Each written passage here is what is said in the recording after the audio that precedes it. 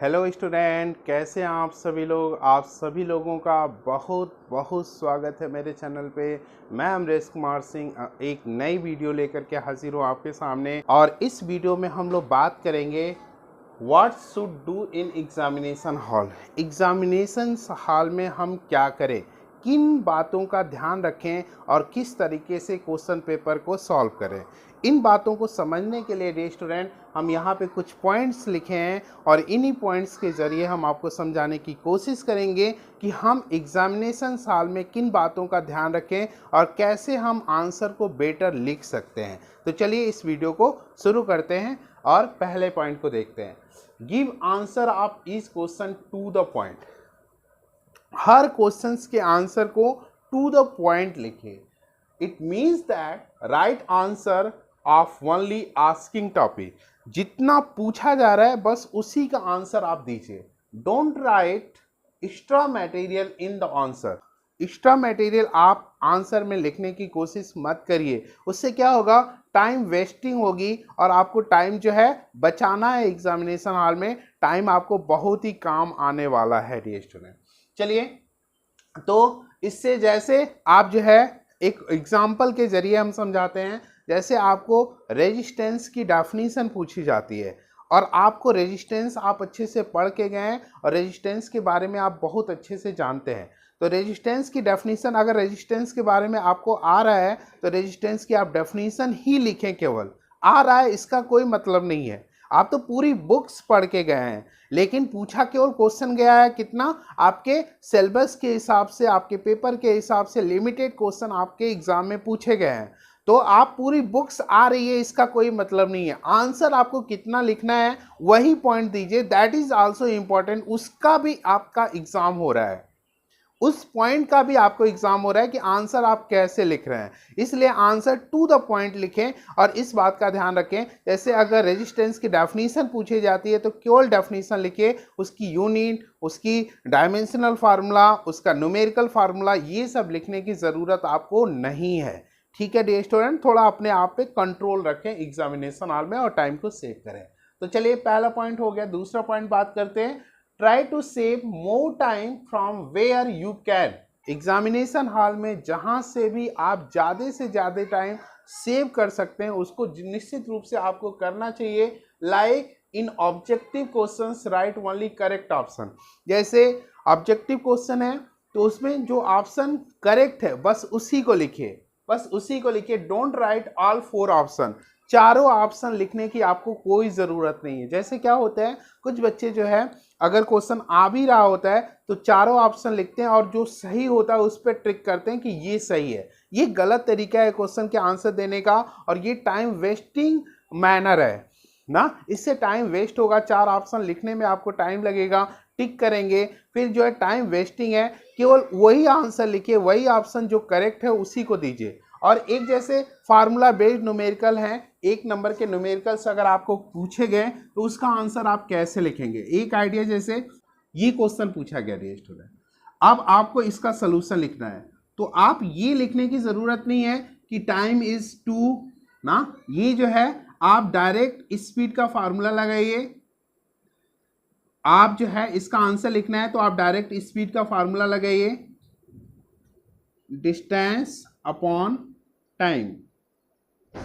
अब यहां से आप डिस्टेंस की वैल्यू रखिए 200 किलोमीटर ना, किलोमीटर में है और ये जो है 2 आवर्स में है।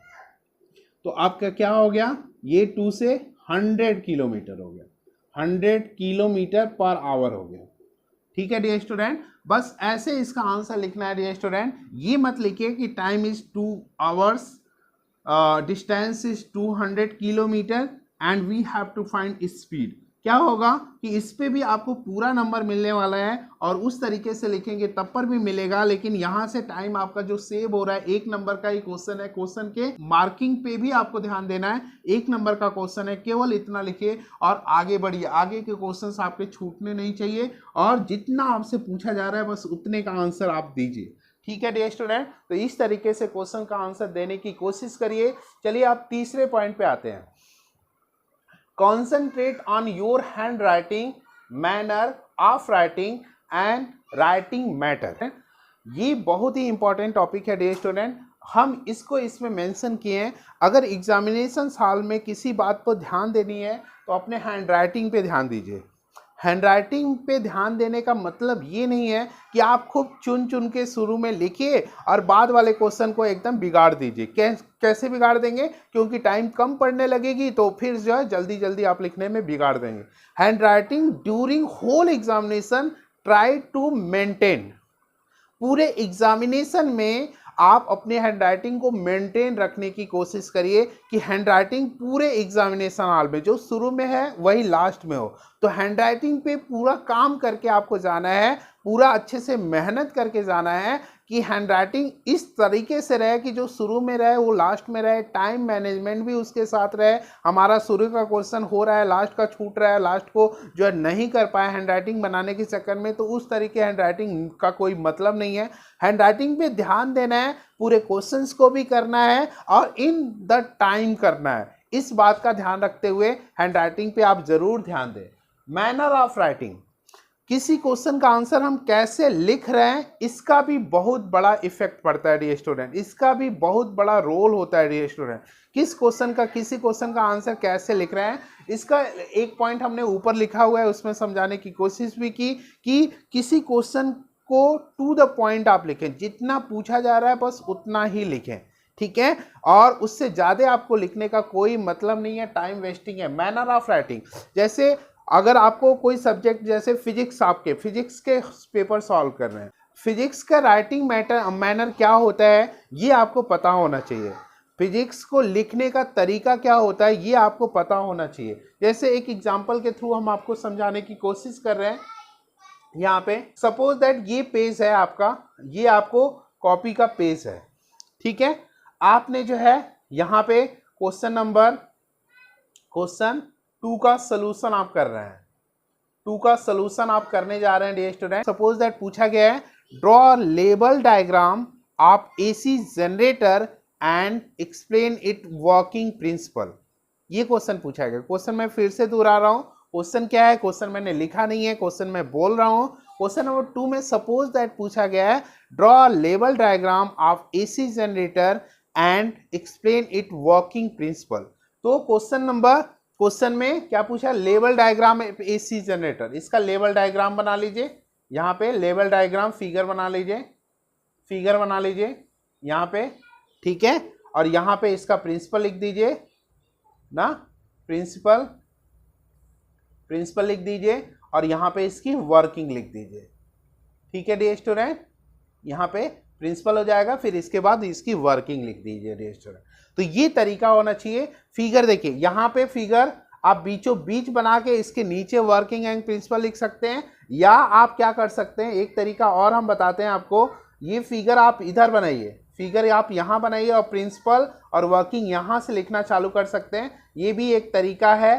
तो हमेशा फिगर जो है पेज में राइट साइड ही बनाएं, कभी भी लेफ्ट साइड फिगर नहीं बनाएं कॉपी में, पेज में। तो इस बात का ध्यान रखें। It is a one manner of writing physics को लिखने का एक तरीका हमने बताने की कोशिश की डियर स्टूडेंट, इसको उम्मीद है आप अडॉप्ट करेंगे।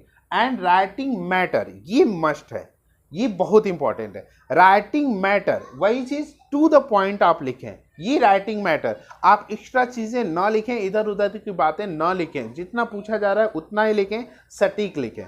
चलिए अब 4th पॉइंट की बात करते हैं। Solve paper from beginning if you can, अगर आपको पेपर अच्छे से आ रहा है और आप अच्छे मार्क्स गेन करना चाह रहे हैं तो पेपर को शुरू से ही सॉल्व करने की कोशिश करिए, शुरू से ही पेपर को सॉल्व करिए और अच्छे से सॉल्व करिए। शुरू से किया है तो उसका इफेक्ट, उसका पॉजिटिव इफेक्ट आपको मिलने वाला है, एग्जामिनर के माइंड पे उसका इफेक्ट पड़ने वाला है। अगर आपकी कॉपी बिगिनिंग में ही एग्जामिनर को चेक करने के लिए मिलती है तो वो पेपर टर्न करते जाएगा, शुरू से टर्न करते जाएगा और मार्किंग स्कीम आपकी टर्न करते जाएगा और आपके क्वेश्चन, आपके सॉल्यूशन को चेक करते जाएगा, ठीक है। लेकिन अगर आपकी कॉपी एग्जामिनर को बाद में मिलती है, बीच में मिलती है या बाद में मिलती है, तो ऐसी कंडीशन में एग्जामिनर को जो है क्वेश्चन पेपर पूरा याद हो गया होगा और मार्किंग स्कीम भी याद हो गई होगी, क्योंकि वो सब्जेक्ट का टीचर होता है जो कॉपी आपकी चेक कर रहा होता है। ऐसे में भी आपको जो है पूरे मार्क्स धड़ाधड़ देते चला जाएगा। और ऐसी कंडीशन में अगर आपने कहीं पे माइनर मिस्टेक किया भी है तो वो एक्सेप्टेबल हो जाएगा, उस पर एग्जामिनर कहेगा सब बच्चा सही किया हुआ है। तो इतने माइनर मिस्टेक को हम अवॉइड करेंगे और आपको पूरे नंबर मिलने के चांसेस पूरे के पूरे रहेंगे डियर स्टूडेंट। तो ऐसी कंडीशंस में आप जब भी पेपर सॉल्व करें तो शुरू से अगर कर सकते हैं तो शुरू से करें, अन्यथा otherwise solve the firstly those question whose answer is known by you is in good way। अगर आप जो है क्वेश्चन नहीं तो आप क्या करेंगे, सबसे पहले उन क्वेश्चंस को सॉल्व करें जिनके आंसर आप बहुत अच्छे तरीके से जानते हैं, बहुत अच्छे तरीके से उसके आंसर लिखें भी। और ऐसे क्रम से जो है आप डिसेंडिंग ऑर्डर में जो है सबसे अच्छे जो जानते हैं उनको पहले करें, ऐसे क्रम से जाएं। और सबसे लास्ट में जो कम आप जानते हैं जिसके बारे में, उसके बारे में भी कुछ ना कुछ मैटर आप दे दें, तब पर भी आपके कॉपी पे एग्जामिनर की अच्छी व्यू बनती है कि एक तरह से उसका माइंड आपके लिए पॉजिटिव ही रहता है और जो है आपके नंबर, आपको अच्छे नंबर मिलने के तब पर भी चांसेस बहुत अच्छे रहते हैं। इस वीडियो के साथ हम आपके एग्ज़ाम की कॉपी का स्पेसिमेन कॉपी हम अटैच करेंगे और टॉपर्स के सलूशन भी अटैच करेंगे, तो उसे देखिए। हेलो डियर स्टूडेंट, हम आपको जो है बोर्ड परीक्षा की फ्रंट पेज की कॉपी दिखा रहे हैं और इसमें आपको ये अनुमान हो जाएगा कि हमें क्या क्या बोर्ड परीक्षा में कॉपी में फिलअप करना होगा। इसमें आप देख सकते हैं थोड़ा ब्लर है, लेकिन समझने की कोशिश करिए। एक अनुमान हम केवल आपको देना है। पहला पॉइंट, सब्जेक्ट आपको भरना रहता है। जिस भी सब्जेक्ट का पेपर है आप कंफर्म करके जाएं, अपना सब्जेक्ट भरें। विषय कोड, सब्जेक्ट कोड आपको भरना रहता है। दूसरे नंबर पे सब्जेक्ट कोड जैसे फिजिक्स का 042 है। इसके बाद day and date of examination, day कौन सा डे है, किस डे पे आपका एग्ज़ाम हो रहा है उसे भरिए। और डेट ऑफ एग्जामिनेशन, किस डेट पे आपका एग्ज़ाम हो रहा है उस डेट को भरिए। और इसके बाद है medium of answering the paper, किस मीडियम में आप पेपर आंसर कर रहे हैं उस मीडियम को भरिए। इसके बाद है आपका पेपर का कोड, जो कि क्वेश्चन पेपर पे दिखाया हुआ है उससे भरेंगे, कोड नंबर भरेंगे। फिर सेट नंबर को आप इसमें डार्क करेंगे, जो 1 2 3 4 सर्किल है उसमें डार्क करेंगे। अगर आपने सप्लीमेंट्री कॉपी ली है तो आपको अगले कॉलम में भरना होगा, नहीं तो आप इसे छोड़ देंगे। पर्सन विद डिसएबिलिटीज़ में एस या नो भरना है और इसके बाद आपको सब कुछ छोड़ देना है। फिर अगले पार्ट पे आइए, इसके OMR भरनी है आपको। OMR को सावधानी से भरनी है, ब्लैक या ब्लू पेन का यूज़ करना है केवल, तो ध्यान से भरेंगे इसको। सबसे पहले आप अपना नाम भरेंगे, ऊपर के बॉक्स में कैपिटल लेटर में आप भरेंगे इस नेम को। एक बॉक्स में एक ही लेटर लिखेंगे। सपोज दैट आपका नाम मनोज कुमार है तो आप मनोज पूरा लिखेंगे, फिर एक बॉक्स को खाली छोड़ करके फिर कुमार लिखेंगे। और रिलेटिव, अगर M आपने बॉक्स में लिखा है तो उसे M को ही उसके नीचे जितने ABCD दिए हुए हैं छोटे छोटे गोले, उसमें M को काला करेंगे, पूरा सर्किल काला करेंगे। फिर मनोज MA है तो दूसरे में A को काला करेंगे, फिर N है तो N को काला करेंगे, इस तरह से पूरे को काला करेंगे। और बीच में मनोज कुमार के बीच जो बॉक्स को आपने गैप किया डियर स्टूडेंट, उस बॉक्स में रिलेटिव कोई भी गोले को काला नहीं करेंगे। इसके बाद आपका इसी तरह से रोल नंबर भरना है, नीचे आप देखेंगे सब्जेक्ट कोड भरना है, सेंटर नंबर भरना है और आप देखेंगे नीचे सब्जेक्ट भरना है। और फिर आप जो है यहाँ पे school number as per admit card भरना है। फिर रोल नंबर को आपको इन वर्ड्स भी लिखना है, फादर्स नेम भरने हैं और फिर अपनी साइन करनी है। इतना काम डियर स्टूडेंट आपको करना है, ओके।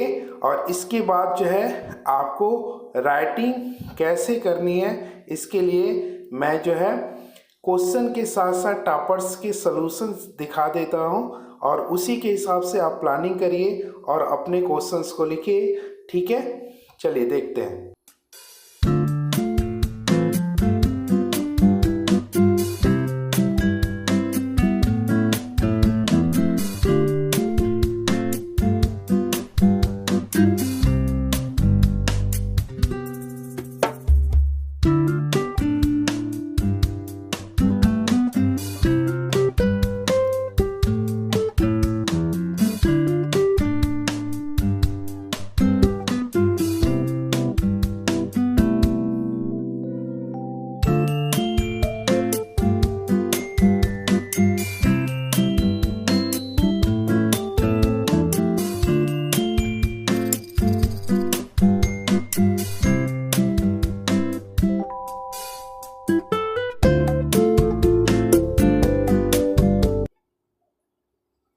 तो डियर स्टूडेंट, ये वीडियो आपको कैसी लगी ज़रूर बताइएगा।